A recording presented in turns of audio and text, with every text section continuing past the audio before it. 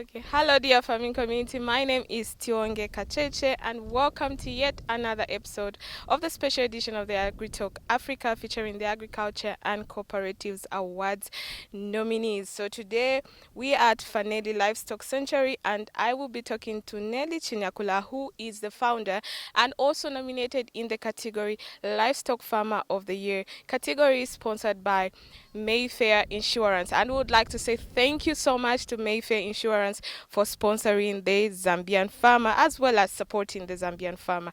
Now, thank you so much also, dear viewers, for joining us on this special episode. This is Agritalk Africa, the podcast that puts farmers first. Madam, thank you so much for welcoming us here at your farm. Thank you. You're welcome to the farm once again. Thank you so much. So to just begin rather, we will talk about how you got into livestock farming. So you just enlighten us how you got into livestock farming. Okay. So professionally, I'm a teacher. Okay. Yes. I didn't go to school to train. No. This was born from a place of interest, a place of desire and determination, I should say. Yes, in 2019, when I lost my teaching job, of course, due to COVID, yeah, I stayed another 2 years without anything really to do. Then came the idea that I could do livestock, but this came from the fact that first of all, I grew up in Namwala. So growing up in Namwala, we live with the animals. That is the business that most of us or most of the people do there. And growing up, I saw our people do that business. And then my mom as well did the business. We did the business with her. So I had knowledge about it. So that is what inspired the beginning of the Livestock Sanctuary today. Yes. And then in terms of a business, we talk about the business side of the farm. How is it that you're making money out of it? Are you selling the animals, or is it any other services that you're offering? Okay, so we are big on sales. Actually, when we started, it was all sales, but now we are also breeding our own animals due to demand. But we mainly do sell. So we sell the goats, we sell the sheep, we sell cattle as well. Or we also sell donkeys. And now in a few weeks, as you come to the farm, you're going to find we've stocked up on turkeys that are also for sale. So for us, it's a business. Okay. Yes. And then what would you say are some of the challenges that you get to face from your experience from the time that you started?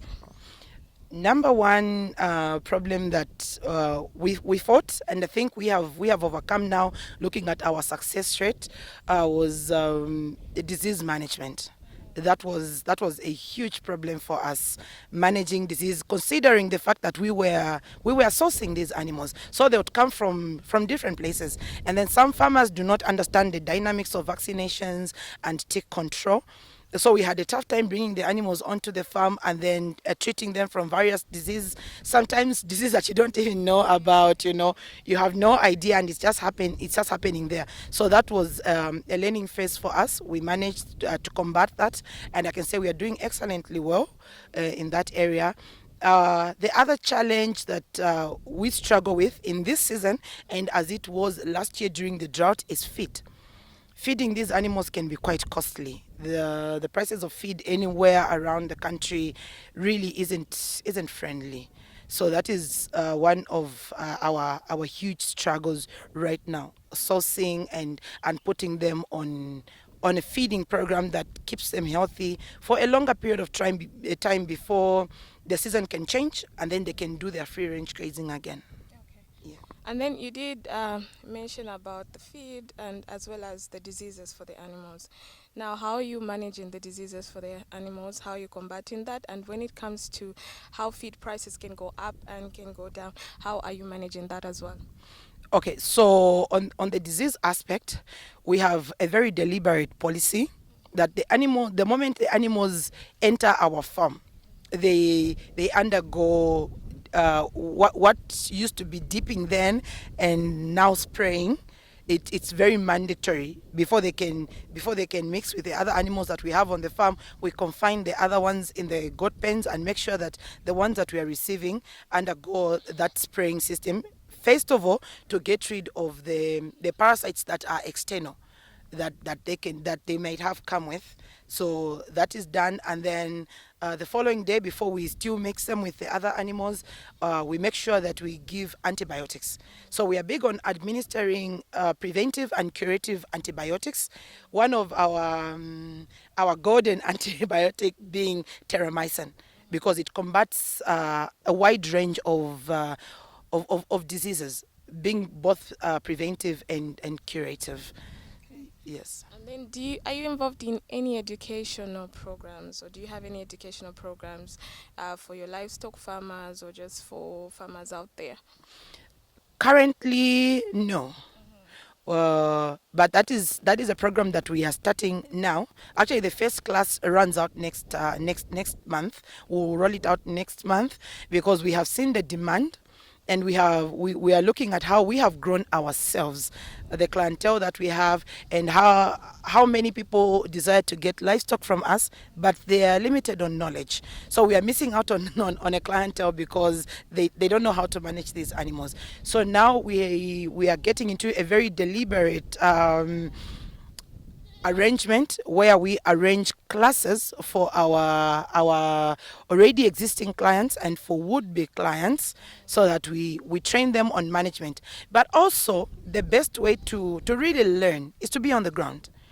No matter how much I teach you now about vaccinations, about treatment, about feed, it would be hard for you to know until you really have animals and you are practicing. You are seeing these things. They're hands-on for you. So that is why we are opening our farm up, so that when they come, it is not just us offering theory lessons, but then they get to meet the animals and they get to actually do practical stuff during those lessons. And then, what would you say about technology? How has it helped you in running your farm, managing or marketing your farm? With the advanced methods that we are using, one of them being the sprayers, it has made I think life a bit on the easier side. I told you before, the sprayers would literally carry the animals and dip, and we've been showing these videos on their page, which is quite a lot because they can be heavy, and it's just also not very safe because of their horns. So the introduction of such facilities make it faster for us and cost effective to manage our animals. And then, what advice would you give to your fellow ladies, stroke women, and also the youths that would want to venture into livestock farming? Okay. There isn't a better time to start. Start where you are. Start with what you have. When we started, I should mention, when we started, we didn't have a farm. We used to do online sales. You literally order animals that that is technology, Yes, Zuckerberg came in for us. So we didn't have anything to show. We just used to take orders, and then we'll deliver these animals to our clients. And that is because our resources were very limited, or maybe we didn't even have any. That also goes to the people and the youth and the women that feel you need a huge amount of money to start farming. I need to buy a 50-hectare piece of land. I need to have this put in place. That time is never coming. As long as you have not started, that time is not going to come. Every step, every growth, every improvement that we have seen on our own path has come from a place where we just dived in. We don't know how it's going to unfold, but we started. So if you're starting with your animals, buy your animals. If you have a yard, put them in the backyard and begin your feeding there. It is only there you're going to understand that Gaga actually costs 370 kwacha. Until then, you will never know the price. And because of the few challenges you're going to meet while in your backyard, your doors will open for you somehow. We can't account for how everything ever happened for us, but we know God has been in the story, because doors have been opening. People like you have come to support us, and we have seen things unfold. So just start where you are. Start today. And finally, we're looking at the vision. Where do you see this farm in the next 5 years or 10 years from now? I don't know if 5 years is even. It's too far, too far. So in a few years from now, first of all, we want to be recognized as the biggest goat farm in the country. On our breeding ends. On our sales ends, it's gonna be really big, but we see ourselves really scaling up on the market and the globe as well. Because I should mention that we are not just selling to the Zambian market; we have a whole huge clientele in the diaspora. We keep delivering animals to the people living out there whose farms are back here. So in the next 5 years, we want to be your one-stop livestock place. Your cattle, your sheep, your goats, your chickens, everything livestock except pork. Yes. Except that. Okay. Amazing. And Madam Nelly, rather, could you maybe have any last words that you would like to say to the viewers? My encouragement to the viewers remains that there isn't a better time to start. And you should consider investing in livestock because the turnouts are really great, and it is also an investment that lasts beyond just you know. It's wealth that you're building for generations and generations to come. It is wealth that you can pass on to your children and their children's children. So start now. Now, thank you so much for your time, and also, dear viewers, thank you so much. There you have it. I was talking to Madam Nelly of Fanellie Livestock Sanctuary. No, thank you so much, and thank you so much for joining. Until the next episode, my name is Tionge Kacheche. This is Agritalk Africa, the podcast that puts farmers first.